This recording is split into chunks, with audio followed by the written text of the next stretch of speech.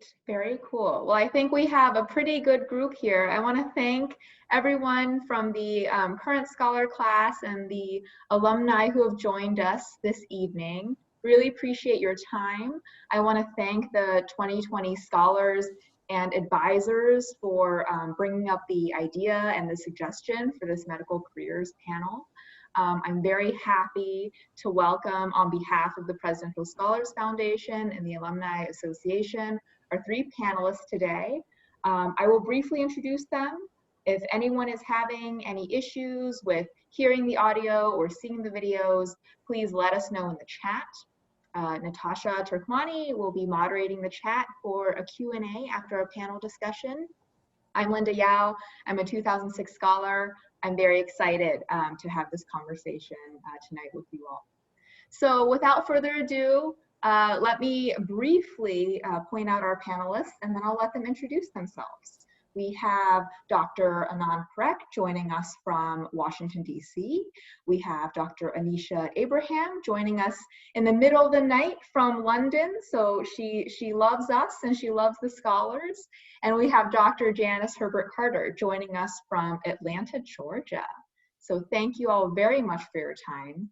And I thought that I'd start by asking you to tell us a little bit about yourself. What was it like to become a presidential scholar? What inspired you to choose a medical career and to get you to where you are today? Maybe we can start with you, Anisha, and work from the east toward the west.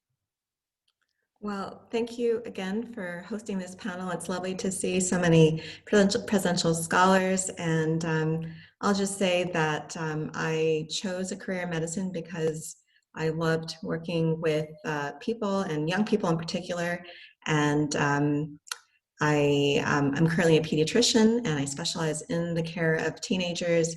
And as you mentioned, I'm currently abroad. I'm actually based in Amsterdam, Netherlands, and I'll tell you more as we go on as to how my career has taken me globally, but I think it's just a passion with working with people that brought me into the career in the first place. Awesome, thank you. How about you, Janice? Well, I cannot honestly say, oh, I've wanted to be a doctor since I was 5 years old. I was kind of pushed into it. One of my high school science teachers said, oh, you're smart. You should be a doctor. You're good in science. And she got me into a pre-med program at NYU Medical School. Well, she helped me get in at NYU Medical School. And it was a pre-med program for minority students. And my parents were like, our daughter's going to be a doctor. Now, this is in high school. And, you know, they were both the first high school graduates in their family. So, you know, the idea that even I was going to college was a big deal. So I just kind of fell into it. Being a presidential scholar was amazing because I didn't apply for it. I don't know how they found me. I found out when the New York Times, I'm from Brooklyn, when the New York Times called my house and wanted to interview me because I was a presidential scholar. I had no idea. That's incredible. What year were you, Janice? I'm old, 1973. 1973, great. And it was my first time on an airplane because they flew us down to DC. And it was just amazing. It was so much fun. We stayed in a dorm at George Washington University. They toured us around. I met kids from all over the country. It was a great experience. That's awesome. How about you, Anand? Tell us about your experience and how you chose your career. Sure, Linda, thank you. So I was a 94 scholar from Michigan. I still remember getting a telegram sort of FedExed, and I was sitting on the porch and I opened it up, and I think the initial reaction was sort of disbelief that I had been selected. And I had just a tremendous experience at National Recognition Week, and as Janice mentioned as well, it was just so much fun, and it was great to meet so many amazing scholars from all over the country. I think sort of over time, but then over time, I think as I recall back on that experience, it's really humbling there are so many other deserving students who could have been scholars. And so in many ways, we're simply just representing a much larger group. And so it's truly humbling to be named a presidential scholar. And I think I've sort of carried that with me, that humility. In terms of medicine, actually, it's sort of interesting story. I mean, I enjoyed science in high school, but it was probably family and not necessarily pressure, but just that we actually had a lot of physicians in our family. And so although, it's an altruistic profession, but since there were so many physicians, I sort of thought, well, that's perhaps a good direction to go in. I think my experience, and we'll talk about this, is my actually passion was always in government and history and politics and political science. And so the challenge in the first part of my career was, how do I take these two tracks and combine them? And it took a while to figure out exactly how to do that, and that's sort of been my career. But interestingly enough, yeah, it wasn't. I went into medicine, but I was actually a political science major and really had this love of government and history as well.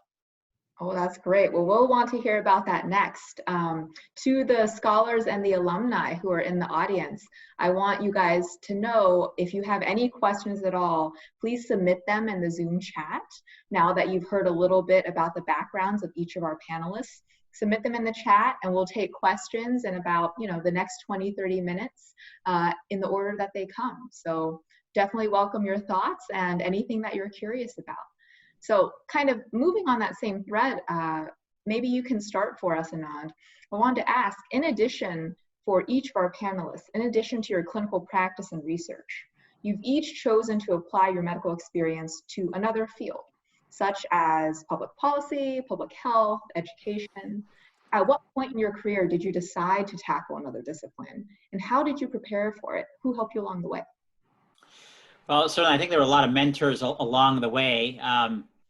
Compared to probably now, 25, 30 years ago, that there were probably less so in terms of folks who approached sort of the medical field, but also had some of these interests. But I think for me, it was early on, as I mentioned. I think it was high school where I had these interests in sort of history and government. I was a political science major.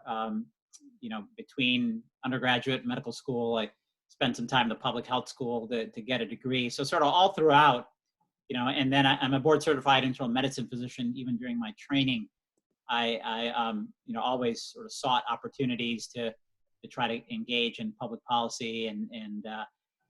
So I think, it was there from the beginning. The trick for me was figuring out exactly how I'd make a career of the two. And though I saw patients at a community health center taking care of underserved populations for a number of years, ultimately, I went into full-time public service and worked in government for 10 years, and now outside of government for the last 5 years. But with the focus on public health, public policy, and really mixing or merging those interests in medicine as well as policy. So that's what I've been able to sort of weave together. But certainly, I think mentors along the way and learning from others who came ahead of me is made all the difference. And Anisha, you teased us a little bit with this in your intro, but tell us a little bit about where you've taken your career inside of medicine and beyond it. Well, my initial career, as I mentioned, was in pediatrics and, of course, in the specialty of working with young people. But I also did a master's in public health, and perhaps early on in my career, I had an interest in working abroad. I would highly recommend to anyone that's thinking about a career to also take some time to do electives outside of their own community to just see what medicine is like. You don't sometimes have to go very far to see what those changes can be like.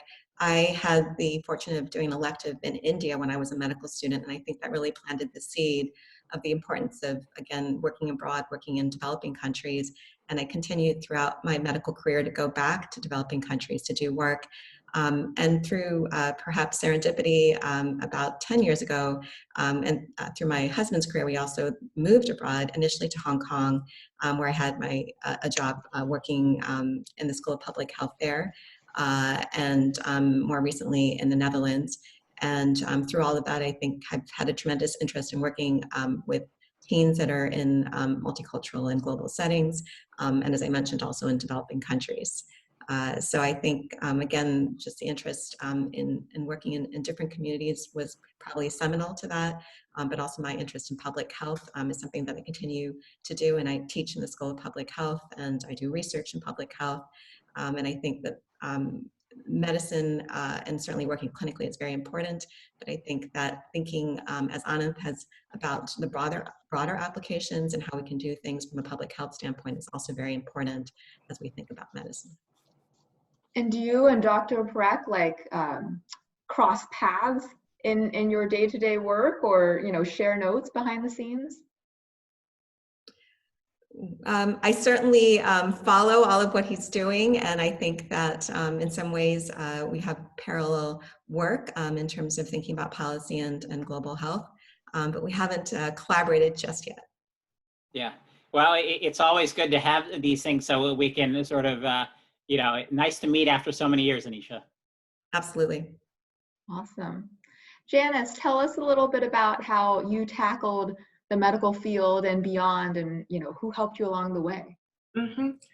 I'm also a general internist, and I think that might peds and medicine, it's just okay, kids and adults, but we're general people where our careers can go in so many different directions, so internists, we work in policy, we work in public health, we work in academia, we work in the pharmaceutical industry, we work in government. So I chose internal medicine specifically because I like that detective aspect. I like that Sherlock Holmes kind of thing, making the diagnosis, putting the clues together. But when it came to actually practicing, I wasn't happy. I didn't like the day-to-day, here's the next person with hypertension and I'm helping them, but I didn't feel like I was making a big enough difference. And by going into teaching, I feel like I have an impact on the health of every single patient that every single student I've ever had sees. And that makes me feel good. And so people who helped me along the way were my teachers from high school on. My medical school teachers were amazing. College, not so much. But my medical school teachers were amazing. And my colleagues, I didn't set out to go into academic medicine. I still don't really consider myself an academic. I don't do a lot of research and publishing. I teach. Chair and professor of medical education. So I'm a teacher. I teach everybody from pre-med, post-bac students through all years of medical school, residency, faculty. I teach how to teach. So I didn't study teaching, but teachers, who came before me were very generous with their time and let me sit in on their classes and watch them teach. And, well, how do you do this? Well, when you're writing an exam, that, and people just have helped me along the way. That's awesome. I mean, based on what you all have shared, each of your professions has a really unique role during this global pandemic and in response to it. So can you tell us a little bit about what's happening in your workplace? Maybe we can start with you, Janice, in the heart of Atlanta, Georgia, on the campus of a medical school. Yeah, COVID is crazy, and it's really exploded in Georgia. We don't have mask mandates. Our mayor, because I'm right in Atlanta, and our mayor put in place mandates and restrictions, but the governor actually sued her to not have them. So there's a lot of people are confused. A lot of people just flat out refuse to wear masks. They don't understand the gravity of COVID. They think it's just the flu. It is not. I don't practice on the front lines, but I have a lot of friends who do, and they are just overwhelmed with caring for really, really sick patients. In terms of education, at first we just had to pull all our students out of all the clinical sites because there wasn't enough personal protective equipment, PPE, masks, gowns, face shields. We just didn't have it. And some healthcare professionals actually caught COVID from taking care of patients. We just recently had 2 physicians die in Georgia because they got COVID and you know, they'd been sick for like months. And so we pulled students from all clinical sites. They're back now. So our 3rd and 4th year medical students are actually doing clinical work. We suspended all in-person classes in March. And so all teaching was by Zoom for the end of the semester last academic year. This year, our 1st and 2nd year students, it's all Zoom, except occasionally they come to campus. Like, you have to do a physical exam on people to learn how to do a physical exam. And so they occasionally come, but you know, we have at Morehouse School of Medicine strict social distancing. Every room in the building has a sign on it, no more than whatever number of people can be in the room based on the size. You're required to wear a mask unless you're in your office by yourself. I mean, even the bathrooms, you have to knock on the door to use, you know, a bathroom that might be for 4 people, but only 1 person is allowed in at a time. No water fountains, you know, things like that that you just kind of take for granted. It's been devastating to academic medical centers in terms of finances. Every medical center that I know of, because in Atlanta we also have Emory, everything has either laid off people or furloughed people or cut people's salaries, because a lot of medical school income is from things like elective surgeries and procedures, which couldn't be done. We switched to a lot of telemedicine, but you know, seeing somebody for diabetes or hypertension via telemedicine does not pay the way doing a hip replacement does. So a lot of medical schools are hurting financially. But we have a mission, and at Morehouse School of Medicine, our mission and vision, our vision statement is leading the creation and advancement of health equity. And we are committed to that, COVID or no. That's a great perspective. Anand, I can, you know, I've seen you on Twitter, I've seen you on CNN. I can imagine that you have quite a bit to say about this topic in terms of your workplace and your profession's response to COVID and what's happening. Linda, thanks. So, you know, right now I'm at an organization in DC called the Bipartisan Policy Center. And it was founded 13 years ago by 4 Senate Majority Leaders, 2 Democrats, 2 Republicans. The whole idea is that there ought to be a place in DC where you can take the best ideas from both sides or all sides to promote, you know, health, security, and opportunity for all Americans. And so that's essentially the premise of the organization. And, you know, I think as you can imagine with COVID, we've been really focused on Congress in Congress passing legislation to support the response, not only the public health response, but also to mitigate the social and economic consequences of the pandemic. And you know, before COVID, I used to joke around that it's a bit lonely waving the bipartisan flag, particularly sort of in an election year. But it's a little less funny when you think about the fact that, you know, as already mentioned in this country, 180,000 Americans who have passed away, and the difficulty, and frankly, even getting both sides to agree on the best way to save lives.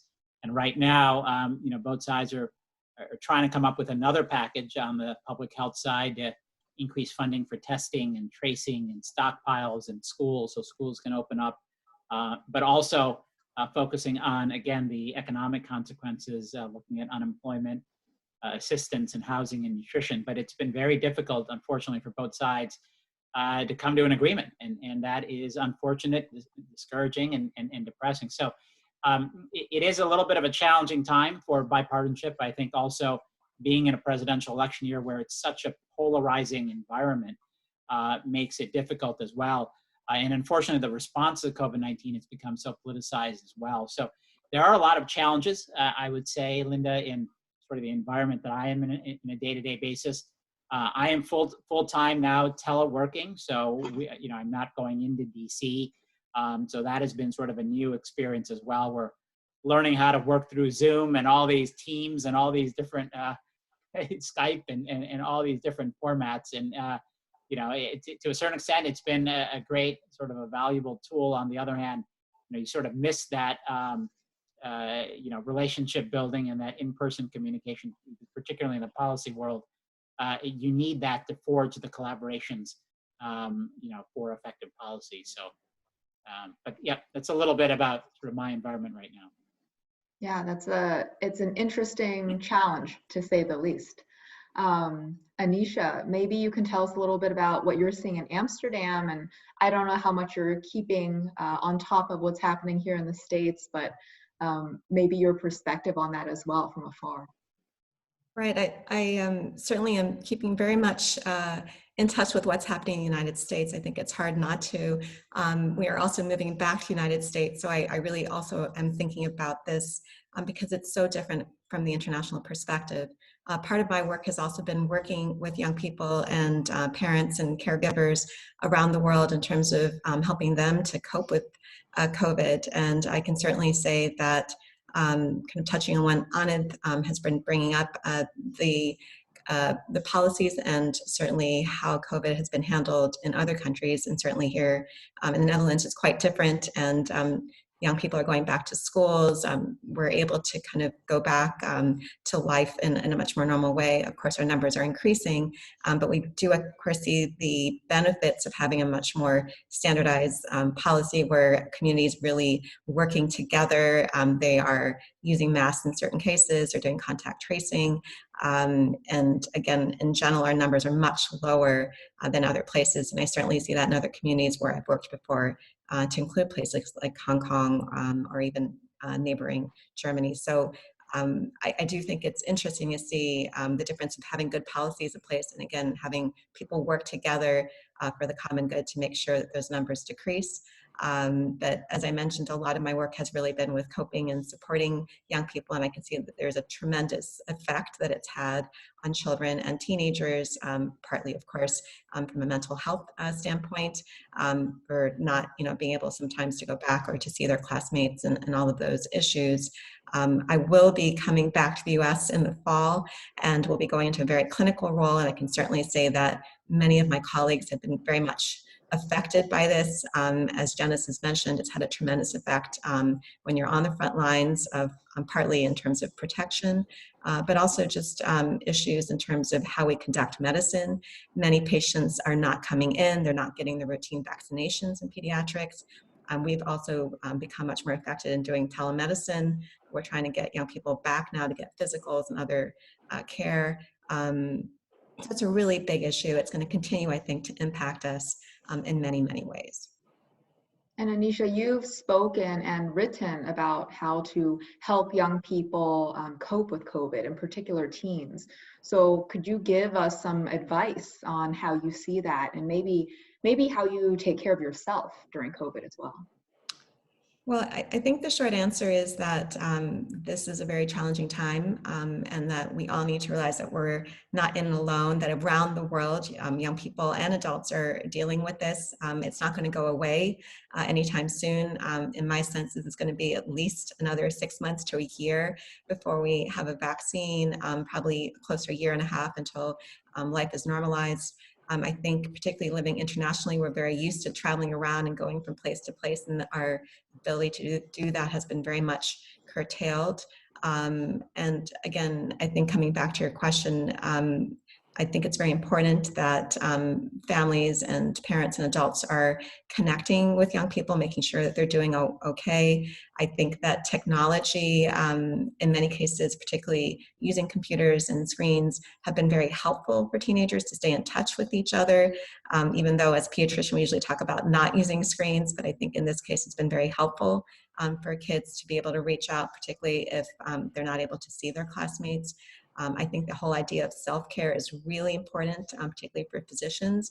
I think we're all at risk for getting burnt out.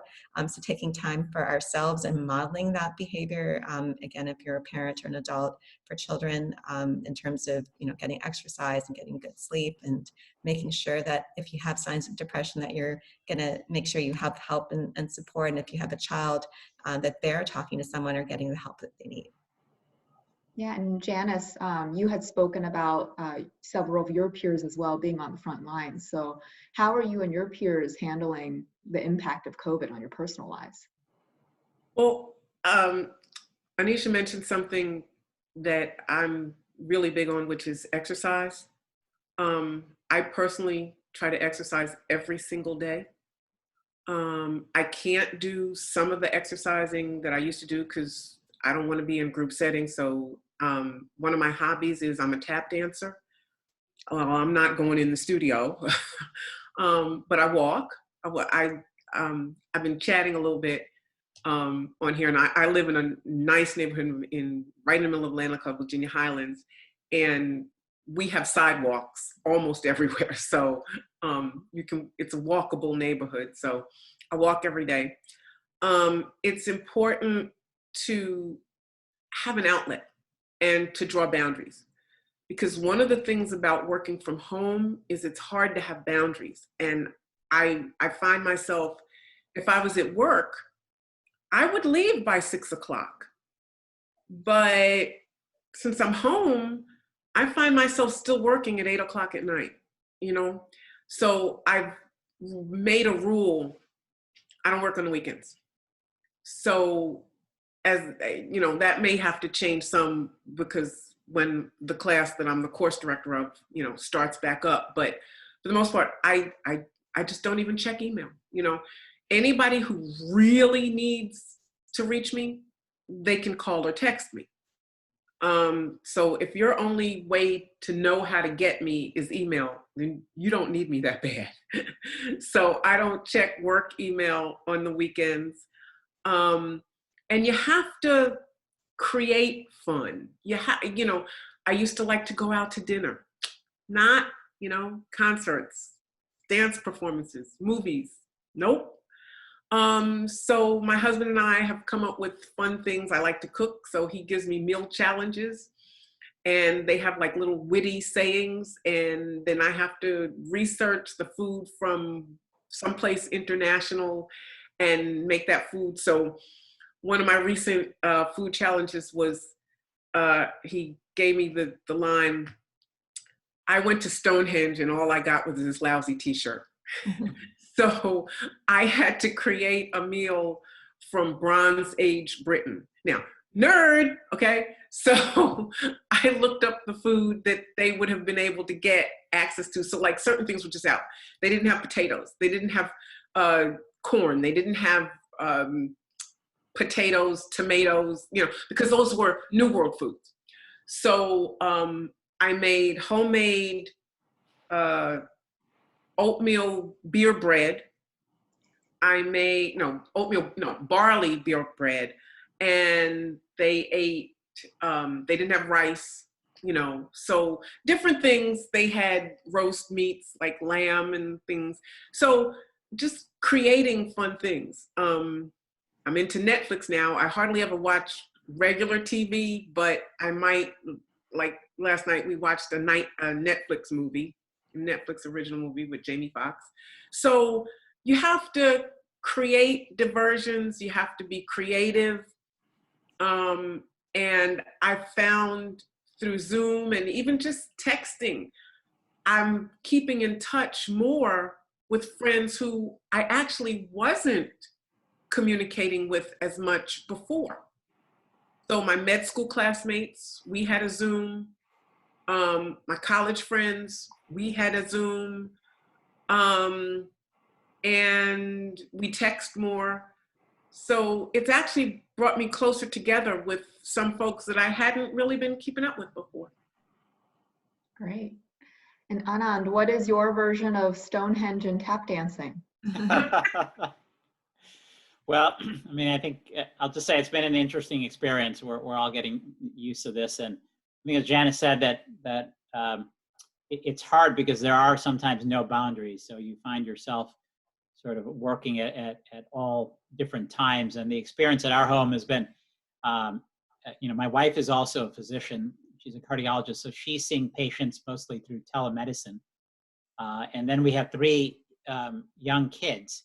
And so, between sort of the 5 of us, just sort of managing, everyone's sort of screen time and who's got the computer and who's doing what, and managing schools, which I think is probably going to be the biggest change in our lives pretty soon. Our kids are going to start back in school. The first couple of weeks it's going to be virtual, but then if all goes well, it'll go back to a couple hours a day in person. And I've been trying to advise our school about sort of criteria and metrics and evidence-based practice in terms of reopening schools. But this is sort of a challenge that every parent is having right now, trying to figure out what's best for their kids and family. And so I think that's going to be sort of the biggest next step for us. We've also done some research at the Bipartisan Policy Center at looking at how schools should open up. And when we looked at countries around the world, and we also looked at the Netherlands, and Anisha may have some input here. The single most important factor in ensuring a successful reopening of schools is just ensuring that there's a low baseline community transmission rate. And I think Janice may agree. In Georgia, one of the problems was the background rate was just too high, and that's why you saw a lot of these national news stories of outbreaks in many states across the country. So I think for schools to reopen successfully, there's got to be you got to get a handle on COVID. Baseline community transmission rate's got to be low. You got to follow evidence-based practices. A lot of schools need funding, particularly low-income school districts. So it's important for Congress there. Otherwise, the inequities that we're all worried about will simply get worse. So I think, for parents and scholars who have sort of school-age children, this is sort of one of the top-of-mind issues in terms of how our lives are being impacted by COVID right now. Wow. Well, on that note, I see that the chat Q&A is heating up. So maybe last question before we get to that. Let's do a round robin on the one piece of not so obvious advice that you'd give to scholars who are considering a career or a career transition into the medical fields. Maybe let's start with you, Anand. Boy, there are probably quite a few. I think maybe what I would say is, don't look for the perfect job sort of from day one. You have your whole career to exactly figure out what you want to do and how you want to combine things and merge things and follow your passions. And the reason I sort of bring this up is when I left clinical medicine to go into public service, I left in 2005. The first job that I got was a job focused in on, actually, coincidentally, public health emergency preparedness, working in the areas of sort of bird flu and bioterrorism preparedness. Not actually the reasons why I was leaving clinical medicine, but I took that job, had a great mentor, and it turned out that at that point those were some of the most salient public health issues at the time. Of course, now we're actually living in a major pandemic, and so I guess that the one piece of advice I would give is don't shy away from opportunities that you initially wouldn't or consider taking.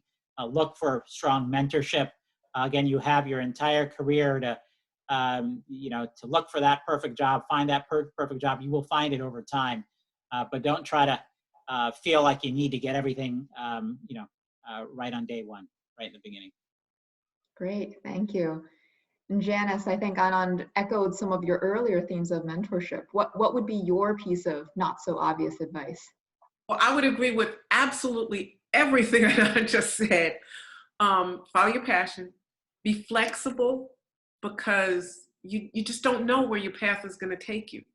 I didn't know I was going to end up at a medical school teaching, but teaching is my passion. So follow your passion and be flexible, and don't chase the money, because money cannot make you happy. It will not make you feel fulfilled. you have to do what you love. And I don't know what everybody's salary is, but I can definitely say being in public health, being in public policy, and being in academia, none of the three of us are making what we could make if we were subspecialists in private practice. But we're all, I'm speaking for y'all, but I can tell it from your voices.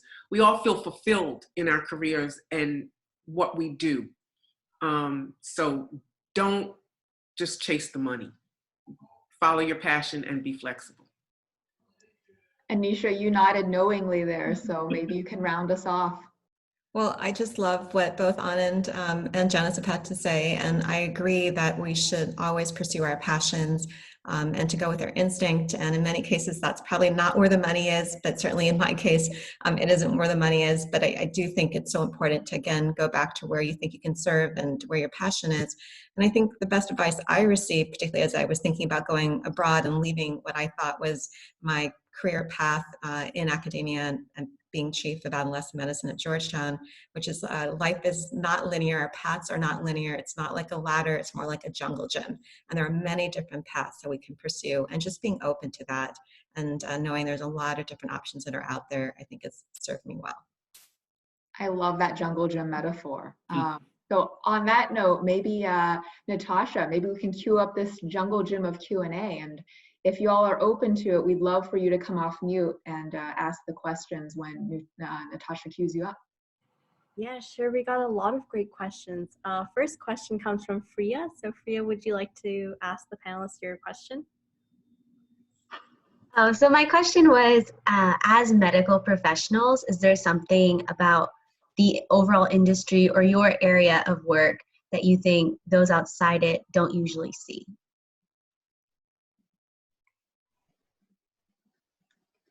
Who would like to take that one?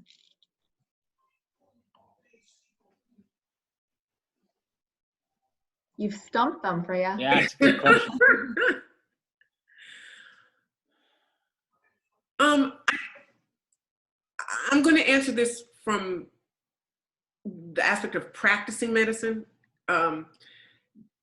People, it's not what you see on TV.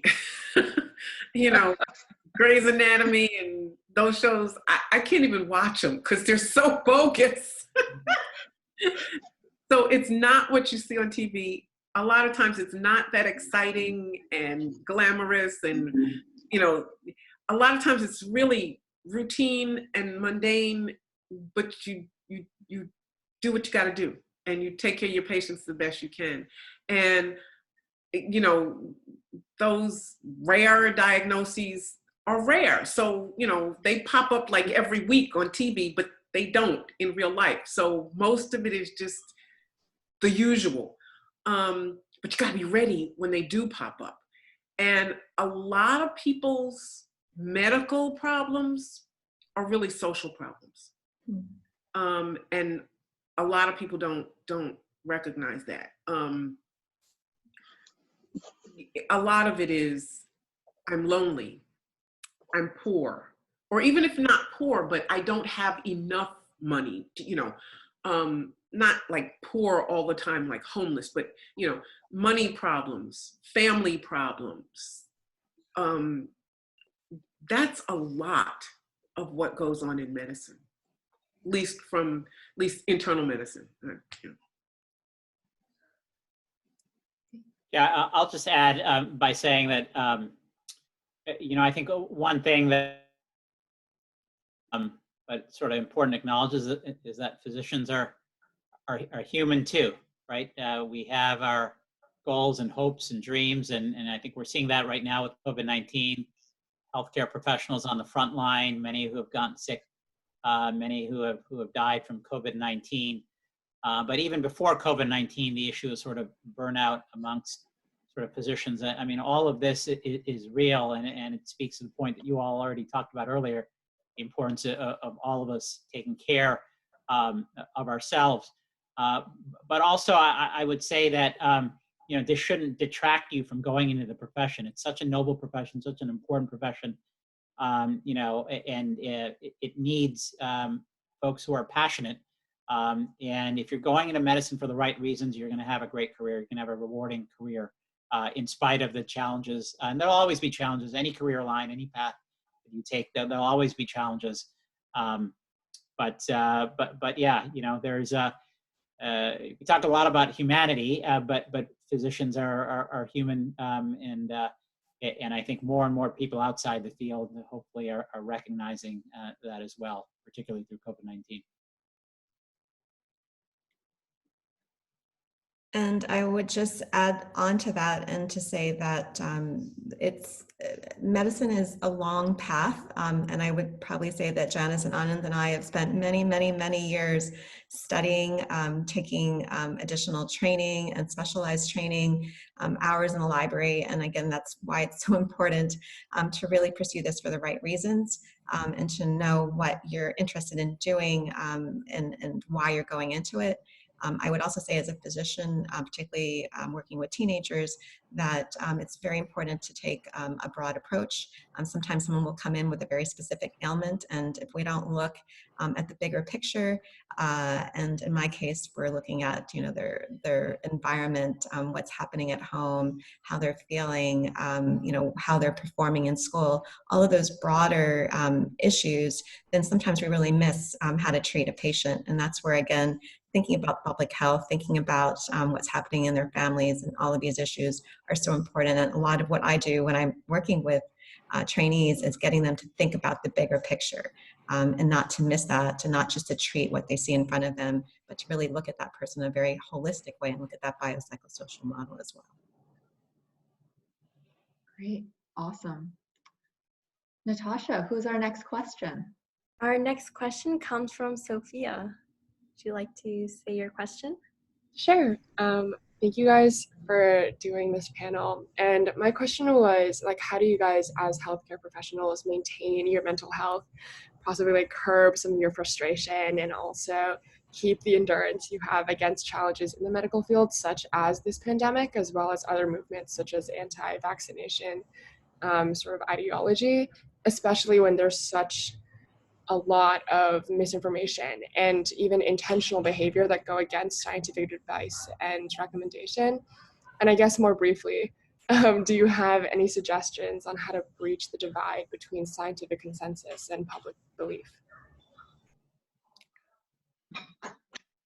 That's a loaded question, but a good one. I'll start by just talking a little bit more about self-care, and I think the other panelists have alluded to this, but I do think it's really important for us, again, to take care of ourselves. I'm a runner. I was a classical Indian dancer when I was a presidential scholar.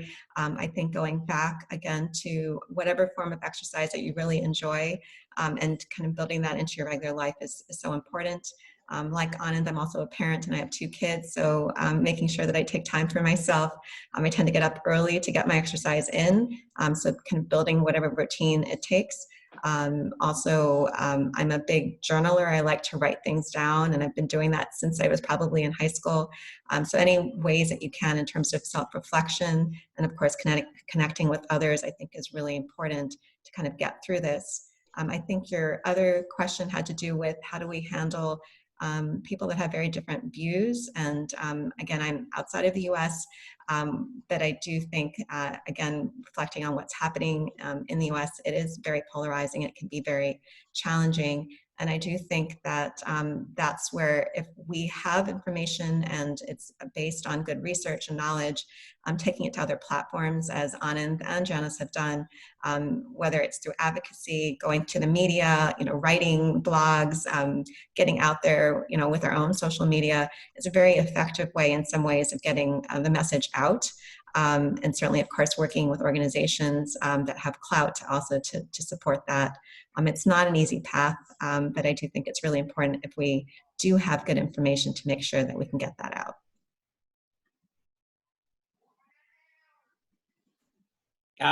I'll just add to what Anisha said, that I think it's a challenge for all of us when we try to communicate sort of evidence-informed, evidence-based information, and it's not always sort of well received. And I think it's not only what we communicate, but how we communicate. That's really important. And I think empathy matters a lot. I think meeting people where they are matters a lot. Maybe not the anti-vax movement, but there are a lot of parents out there who are hesitant. So we call this vaccine hesitancy. And really, again, how we communicate, along with what we communicate, and having that empathy, I think, is really, really important. But yeah, we have to uphold the science. We have to uphold the evidence, and continue to do the best job that we can. What they said. Only other thing I would add is when I talk to people, even when I'm doing like evidence-based stuff, I try to make sure that I talk in language that they can understand, not big words and scientific jargon, giving examples they can understand, analogies that make sense to them in their life. I think that leads well into our next question, Natasha. Yeah, we have another question also along the lines of science communication from Namitha. If you'd like to share your question. Sure. Thank you so much for the wonderful panel. Similar to Sophia's question, you guys kind of touched on the idea of empathy and discourse, and like the ways that physicians advocate for science. But I just had a bit more pointed questions at when working on any public policy related to healthcare and medicine, what science communication initiatives do you undertake? And then in general, who do you identify as the key players or organizations in this current discourse, and how might one get involved?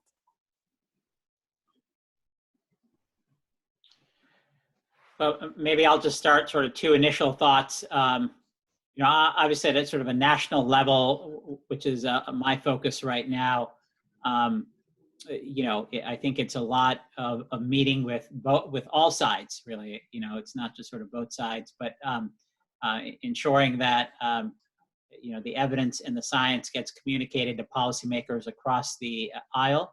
I think is really important, and not leaving anything for granted. But I think when it comes to the public, where and polls and surveys have looked at this as well, most people trust local sources, and whether it's their local clinician or local community members, I think that really, really matters. And as much as you can partner with local organizations or local leaders, that makes a big difference in trying to ensure that the public gets the right messages and the evidence-based messages. And so I think as we think about trust, thinking about trust at the local level, I think is pretty important.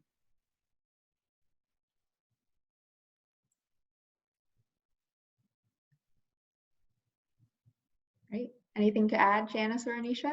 Or did Anand cover it? You covered it. Awesome. So I think we have one more question, Natasha. Yeah, our last question comes from Grant.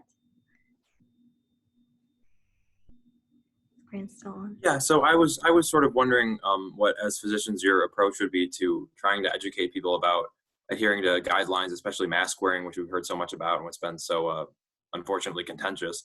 And I'm wondering on an individual level, because all of the public health officials have been telling us how important it is and stressing it through the media. But I think the biggest impact is when you're talking to people who you know or who are in your family. And that's also where it's most important, especially being somebody who knows people who I care about who don't take it as seriously as they maybe should. And I'm just wondering how you would try and open up a dialogue with somebody whose views are contrary to what their own interest might be. Because if they're really sort of off the deep end, I guess, I don't want to be too disparaging, but they're either a little bit offended when you come at them in an accusatory way, or if you try and find middle ground, sometimes it seems like they're just not taking you seriously because you're not stressing it enough. So I've been sort of frustrated by that and wondering what route I should take to talk to people. Well, one thing I've seen is I've seen some good memes on Facebook. And one, it's kind of humorous. And so I hope I'm not being offensive, but It's got a picture of two people, and it says, if nobody, it makes an analogy between wearing a mask and wearing pants. And if nobody's wearing pants and one person pees, the other guy's gonna get wet. If one person's wearing pants and the other guy pees, you won't get as wet. If you're both wearing pants, then the guy who's not peeing will not get wet at all. And I mean, it's a little crude, but it's a good analogy. If you're both wearing masks, even if that person has COVID and they cough and you're both wearing masks, your chance of getting it is way less. I think it goes from 100% transmission to 70% if you're wearing the mask and they're not. Okay, but if both of you are wearing a mask, it's 1.5%. So, but I don't use numbers. I give them the wearing pants analogy. Well, I think that meme is a wonderful one, and I've certainly seen it as well. I would probably say that this is not an easy question, and again, personal politics can really play into this, and if someone is feeling very strongly about it, it's very difficult to argue with them if they think this is truly their right not to wear a mask. I think certainly for those that are more reasonable and that you can actually work with, I would probably take the approach that I take with my adolescent patients who sometimes are not always thinking about consequences and want to also be very independent. And I think the approach usually is thinking about their greater responsibility to the community around them, and that even if they're not wearing a mask, they potentially may not be as sick, but they certainly could put other people around them, whether it's their elderly grandparent or someone that's immunocompromised in their own family and someone that's more vulnerable.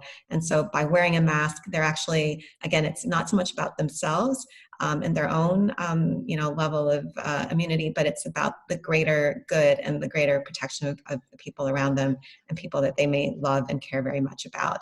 So giving that kind of approach for people that are more open to it, I think might be a way to address it. And I point out that, a lot of businesses for years have had signs in their windows saying, no shirt, no shoes, no service. So this can be the same thing, no mask, no service. And it's not an affront to you personally, it's for everybody. Yeah, I agree with everything that Janice and Anisha have said. The only other sort of argument that sometimes I make is what would you prefer, either wearing a mask or going through another shutdown? If you want to open up businesses and schools and communities and get back to where we are, here's something simple and easy that we can all do. And it's much easier to put on a mask than to continue to to close and shelter in place and stay home. So we can avert a lot of those more drastic community mitigation measures if we can adhere to things, not just masks, but really a lot of the public health guidance that we've heard about. Thanks for sharing your wisdom. I have a question actually, since each of you works in the intersection between healthcare and another field. We all know that pre-med students are very focused on their classes, and while you're in med school, you take so many courses and it's very rigorous. But I was wondering, in addition to those medical classes, are there other disciplines or subjects that have been impactful for you and have opened your eyes to viewing the world in a different lens? For me, yes. Now, my first 2 years of medical school, I really couldn't focus on anything but, my studies, biochem and anatomy and those kind of things. But my last year of medical school, I sought out, I was at Howard University College of Medicine, and so there was a whole university there with departments of everything. And I sought out, I audited classes on Black literature. I took one class on the Harlem Renaissance and one on Black American writers. And I still have those books to this day. And I still go back and read some of the short stories, and some of the poems became some of my favorite poems. So yeah, I strongly advocate for having something interesting to you other than just studying medicine.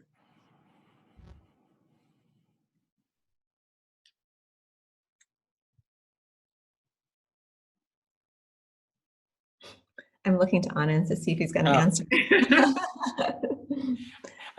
I agree. I agree with what Janice said. So, Anisha, if you want to take it. I think, as Janice said, it's important to not just take medical classes. I was actually a 6-year medical student, so I knew in high school that I was going to go to medical school. I had a very kind of focused path. But I did take a semester abroad and spent that time in London, and was able to take some courses that were very different, particularly about also literature and history. And I think just being able to do something very different from medicine is important, and it gives that balance. I think it's very easy to get very focused on the sciences alone, but I think some of the best physicians, certainly from when I do interviews, are the ones that have a broader experience, have done more than just the straight sciences, have had experiences doing other things, or come from other career paths. I think it makes you a much richer human being. You're able to communicate and connect with your patients in a very different way. So taking that time to do that, I think, is really helpful. And you don't, when you go to college, you don't have to major in a science. So there's certain courses that every medical school is going to want you to have, general chemistry, organic chemistry, biology, but the rest of your courses can be whatever. So I was a biochem major, but I also had concentrations in science and human affairs, and which was kind of social and stuff like that, and history and humanities, and African American studies. So I took Spanish classes that I didn't have to take because I wanted to be able to speak Spanish better. So take advantage. I mean, whatever school you go to, they're going to have stuff other than your hardcore science courses. Take advantage of them. Yeah, I was a political science major, so one example. Great, we just have a few more questions. I'm going to call on Freya. She has another question. My next question was mostly about your thoughts on the doctor shortage worldwide and to extents in the United States, especially in rural areas, whether there were any efforts that you thought might help pave the way forward, whether you thought, I know at least in Arizona, some of medical schools have been increasing the number of seats for their classes, things like that, that you see addressing the issue.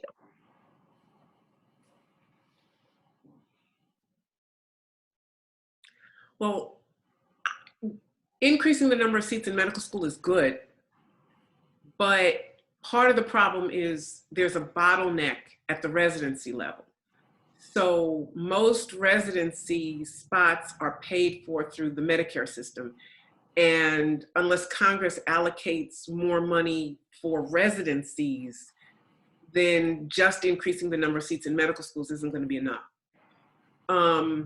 And it's not just the total number of physicians where the problem is, it's distribution, like you mentioned, Arizona, and rural areas in particular. And it's also specialties. So the specialties that pay the least, and not just pay, but least respect, least glamour.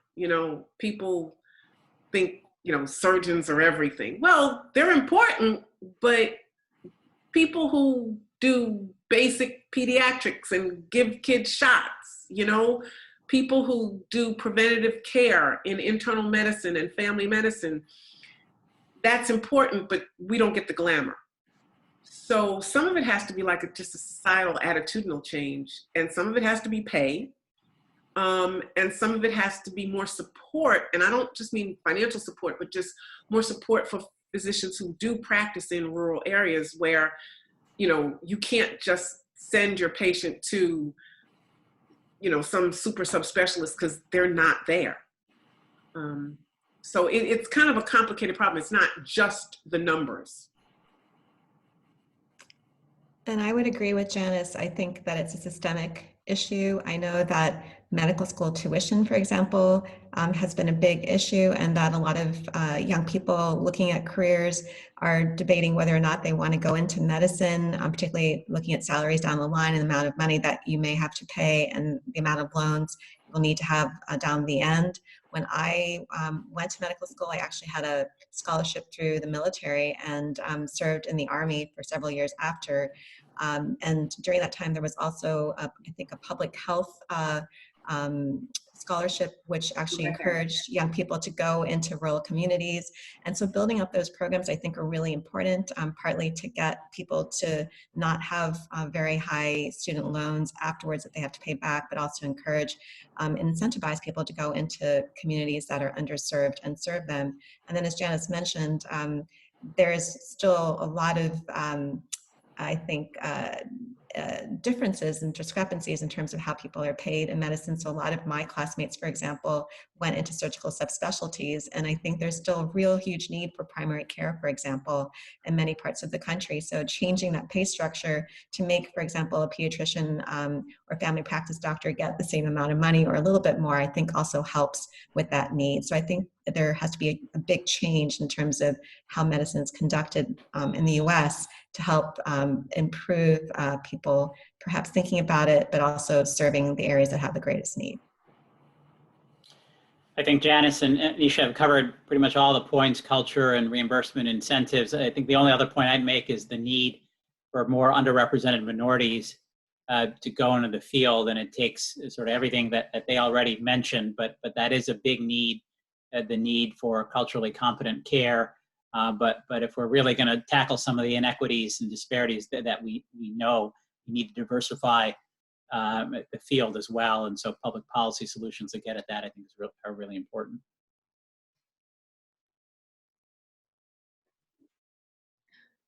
Natasha, are there any more questions to take? Okay. I think we can wrap it up as people need to leave soon. All right. Well, I want to thank the panelists and definitely everyone for attending. I thought I would hand it off to Susan Goren, our new Foundation Executive Director, to say a few closing words and to thank everyone for this awesome event.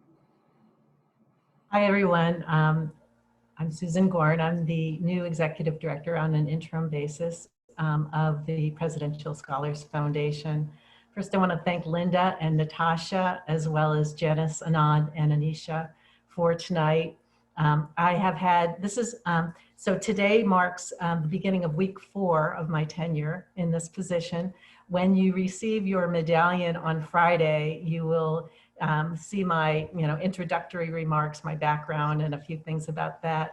I just want to say how privileged I am to be doing this work. I hope on my grave stone, the word leadership or stewardship or one of those kinds of words is written on there, because that's what I've dedicated my career to, working for national associations in the area of special education and school psychology, working with people with either disabilities or mental health issues and their families and their teachers and administrators.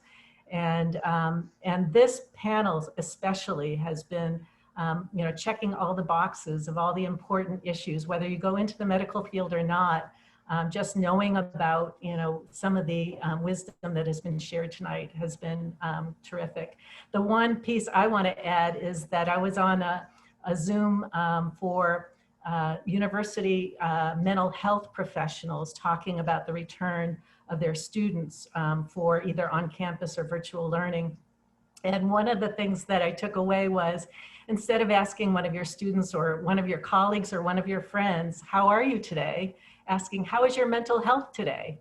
And seeing what answer you get and being able to respond in whatever way you can be helpful to that individual. So I'll leave you with that. I really look forward to the next year or longer working with you.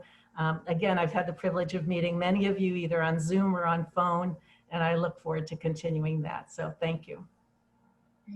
Well, thank you guys. Thank you, everyone. This will be recorded. Good evening and good late evening as well. Thank you for this Thank opportunity. you. It was fun. Bye. Thank you, Linda. Bye-bye.